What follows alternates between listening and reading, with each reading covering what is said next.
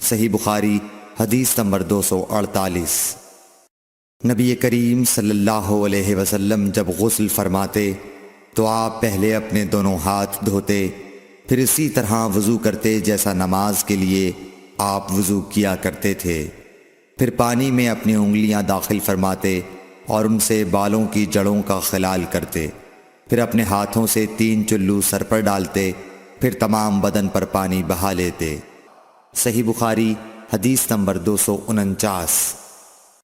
حضرت میمونہ رضی اللہ تعالی عنہا نبی کریم صلی اللہ علیہ وسلم کی زوجہ مطہرہ نے بتلایا کہ نبی کریم صلی اللہ علیہ وسلم نے نماز کے وضو کی طرح ایک مرتبہ وضو کیا، البتہ پاؤں نہیں دھوئے، پھر اپنی شرمگاہ کو دھویا اور جہاں کہیں بھی نجاست لگ گئی تھی اس کو دھویا، پھر اپنے اوپر پانی بہا لیا، پھر پہلی جگہ سے ہٹ کر اپنے دونوں پاؤں کو دھویا۔